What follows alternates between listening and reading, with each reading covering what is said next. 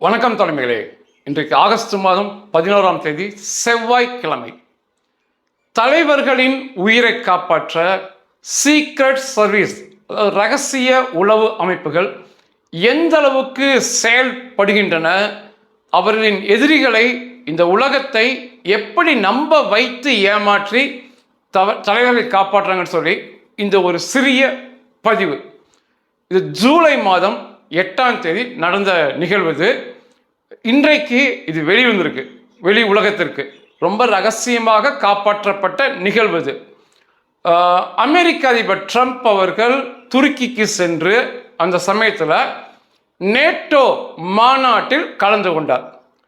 ஆனால் இஸ்ரேல் உளவு நிறுவனம் அமெரிக்க அதிபருடைய உயிருக்கு நிச்சயமாக துருக்கியில் ஆபத்து ஏற்படலாம், அதனால முன்னெச்சரிக்கையில் மிக கவனமாக இருங்கள் என்று சொல்லியிருந்தாங்க.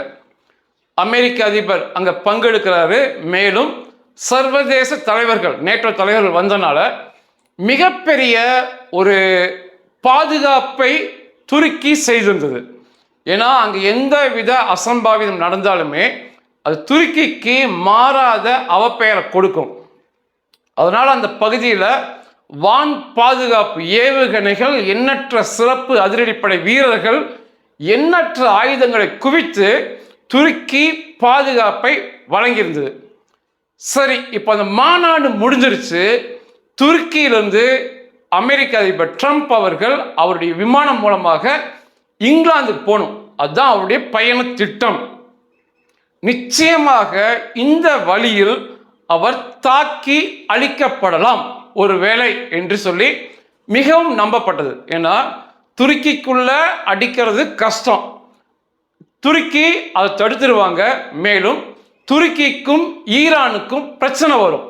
ஏன்னா இந்த தாக்குதலை நடத்த இருந்தது ஈரான் தான். அப்போ இந்த விமான பயணத்தை பாதுகாப்பாக மாற்றணும், விமானத்தில் தான் போய் ஆகணும், வேற வழி இல்லை. வேற வழியில் போனால் அது அதைவிட ஆபத்து. கப்பலில் போகிறது, தரை வழிலாம் அதைவிட மிகப்பெரிய ஆபத்தாக அமையும். அதனால் என்ன பண்ண போகிறாங்க என்று உலகமே பார்த்து கொண்டிருந்தது. அப்போது துருக்கி அங்காரா தலைநகரில் அந்த விமான தளத்தில் அமெரிக்க அதிபர் ட்ரம்ப் அவர்களுக்கு இப்போ ஏர்ஃபோர்ஸ் 1 அப்படிப்பாங்க, அவர் பயணிக்கும் விமானத்தை கத்தார் பரிசாக கொடுத்திருந்தது. இப்பொழுது ட்ரம்ப் அவர்கள் பயணிக்கும் விமானம் எண்ணற்ற சொகுசு வசதிகளை அள்ளி கொடுத்திருந்தது கத்தார். ஆனால் அன்னைக்கு அதிலிருந்து அவர் புறப்படல. பழைய ஏர்ஃபோர்ஸ் ஒன்று தான் அந்த விமானத்தளத்தில் நின்றிருந்தது. ஏன் கேட்கும்போது என்ன தகவல் கசிந்தது அப்படின்னா, கத்தார் பரிசளித்த அந்த விமானத்தில் பாதுகாப்பு ஏற்பாடுகள் அது இப்போதான் கொடுத்தாங்க, பெரிய அளவில் செய்யப்படவில்லை. அதனால பழைய ஏர்ஃபோர்ஸ் 1 வந்திருக்கு, அதில் பறக்கிறார் அப்படின்னு சொல்லியிருந்தாங்க. அன்றைக்கு முதல்ல வெள்ளை மாளிகை சிப்பந்திகள், ட்ரம்ப் அவரோடு பயணிக்கக்கூடிய வெள்ளை மாளிகை சிப்பந்திகள், பத்திரிகை நிருபர்கள், பாதுகாப்பு இராணுவ வீரர்கள் எல்லாமே முதல்ல வரிசையாக அந்த விமானத்துக்குள்ள போயிட்டாங்க. கடைசியாக ட்ரம்ப் அவர்கள் ஏறி போனார். அதான் வழக்கம். கீழையும் நின்று சர்வதேச பத்திரிகை நிருபர்கள் புகைப்படம் விட்டிருந்தாங்க. அதை விட லைவாக அந்த தகவலை கொடுத்துக்கிட்டு இருக்காங்க. இயல்பா நடக்கிறதா ஒண்ணு. ட்ரம்ப் அவர்கள் மேலே ஏறி போன பிறகு அந்த விமானத்தின் கதவுகள் பூட்டப்பட்டது. அதுக்கப்புறம் கிளம்பி போகும் சில நேரம் கழிச்சு.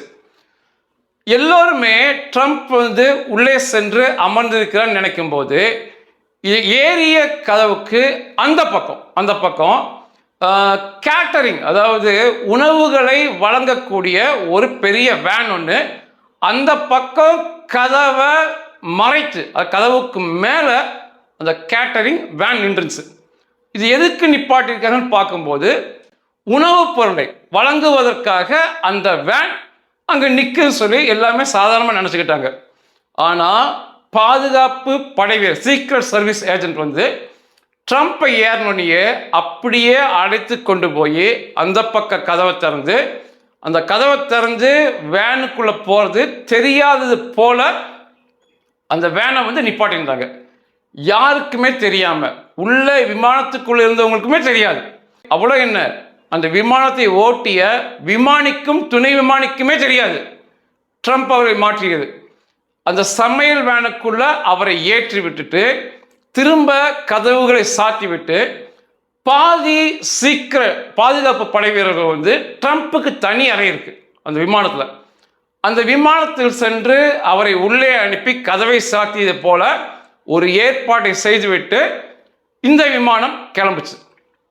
அப்போ உலகம் முழுவதுக்கும் என்ன தெரியும்னா, இந்த பழைய ஏர்ஃபோர்ஸ் ஒன்ல ட்ரம்ப் அவர்கள் கிளம்பி இங்கிலாந்து போறாரு.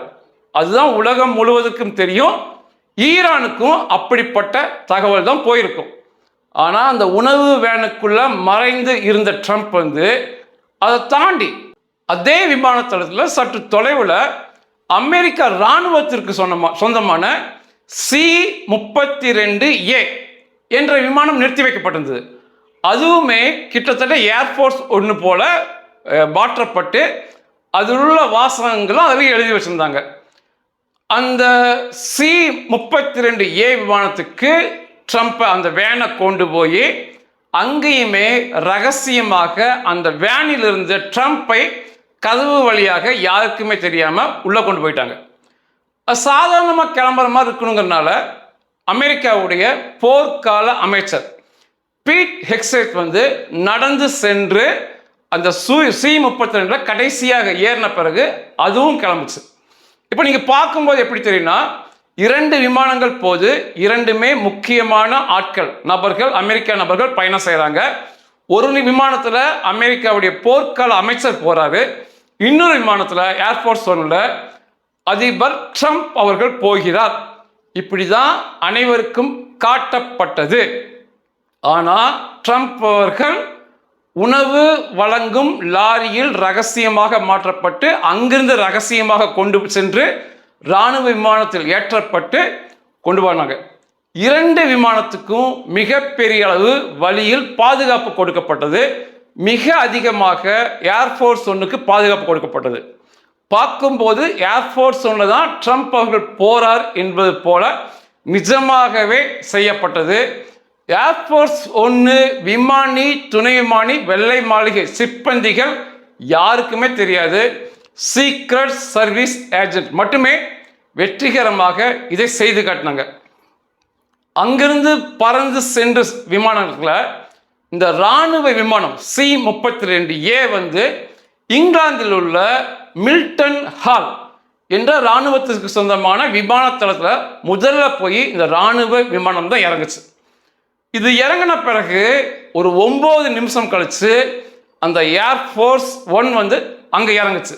9 நிமிஷம் கழிச்சு அந்த ஏர்ஃபோர்ஸ் 1 நின்ன பிறகு 25 நிமிடம் கழித்து தான் அது கதவுகள் திறக்கப்பட்டு அந்த கதவு வழியா முதலாவது ட்ரம்ப் வந்து இறங்கி கீழே வந்தார். இங்க வந்து இந்த மில்டன் ஹால் விமான தளத்தில் ட்ரம்ப் அவர்கள் எப்படி மாற்றப்பட்டார், அதாவது இராணுவ விமானத்திலிருந்து அவருடைய விமானத்திற்கு எப்படி மாற்றப்பட்டார் என்று இப்போ வரைக்கும் புரியாத புதிராக இருக்கு. தரைக்கு மேலே வாகனத்தில் கொண்டு வந்தாங்களா, அல்லது அது ஒரு பிரம்மாண்ட விமானத்தளம், ஏதாவது சுரங்கங்கள் ஏதாவது இருக்கிறதா, இதெல்லாம் வந்து வருகின்ற நாட்கள் மட்டுமே தெரியும்.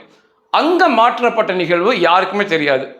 அந்த 25 நிமிஷம் கழிச்சு இறங்கி வந்து எல்லா உலகம் பார்க்கும்போது அந்த ஏர்ஃபோர்ஸ் ஒன்றில் பயணம் செய்து வந்து இறங்கியது போல தான் தெரிஞ்சு. அதுக்கப்புறம் அங்கிருந்து அவர் கிளம்பும்போது கத்தார் பரிசளித்த ஏர்ஃபோர்ஸ் ஒன்றில் கிளம்பி போனார். இதில் இஸ்ரேல் உளவுத்துறையோட பங்கு மிகப்பெரிய பங்காக இருந்தது. ஜூலை 8 நடந்தது, இன்று தான் தெரிஞ்சிருக்கு. அதுவுமே பாதி தான் வெளியே வந்திருக்கு. மற்ற பாதி இங்கிலாந்து விமானத்தளத்தில் எப்படி மாறினார் என்று இப்போ வரைக்கும் வெளிவரல. நிச்சயமாக பாதுகாப்பு படைகளை நிச்சயமாக பாராட்டலாம். ட்ரம்ப் அவர்களுக்கும் மற்றும் அவருடைய குடும்பத்திற்கும், மகள், பேத்திகள், பேரன், இவங்க எல்லாத்துக்குமே மிகப்பெரிய உயிருக்கு குறிவைக்கப்பட்டிருக்கிறது இந்த நொடி பொழுது வரை ஈரானால்.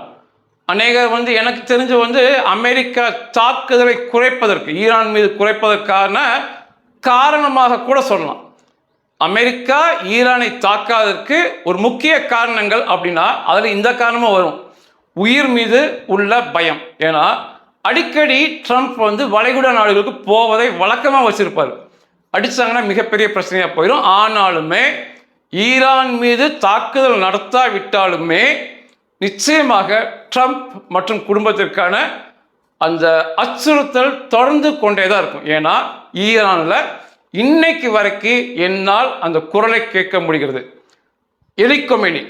அலி கொமேனி அந்த குடும்பம் சிந்திய ரத்தத்திற்கு பதில் எங்கே அப்படின்னு அந்த இராணுவத்தில் தினந்தனம் கேள்வி கேட்டுக்கிட்டே இருக்காங்க. அவர்கள் அதற்கு விடை காணும் முயற்சியில் தினம் தினம் அந்த பயங்கரவாதிகள் ஈடுபட்டுக்கிட்டே இருக்காங்க. அதை முறியடிக்கும் விதமாக அமெரிக்கா மற்றும் இஸ்ரேல் தினம் தினம் மாற்று வழியை தேர்ந்தெடுத்து செயல்படுத்தி கொண்டே இருக்காங்க. இது நம்ம இந்த உலகம் உள்ளவரை இந்த பிரச்சனைகள் தொடர்ந்து கொண்டே இருக்கும். இதில் யார் வெற்றி பெறுவார்கள் என்பதை அவர்களுடைய வீரத்தை, அவர்களுடைய ஆயுதத்தை, அதைவிட அவர்களுடைய புத்திசாலித்தனத்தை பொறுத்து தான் அமையும். தொடர்ச்சியாக இஸ்ரேல் வெற்றி பெறுவதற்கும் அரபியர்கள் தோல்வி உறுவதற்கும் என்ன முக்கியமான காரண வேறுபாடுனா அந்த புத்திசாலித்தனம் அப்படிங்கிறது இந்த அரபுகள்கிட்ட ரொம்பவே குறைவு. அதனால தான் தொடர்ச்சியாக தோல்விகளை தழுவி கொண்டிருக்காங்க. ஒரு நல்ல அருமையான சீக்ரெட் சர்வீஸ் ஆப்ரேஷன் இது. இன்னைக்கு தான் எனக்கு தகவல் வந்தது, பேசினேன். நன்றிகள்.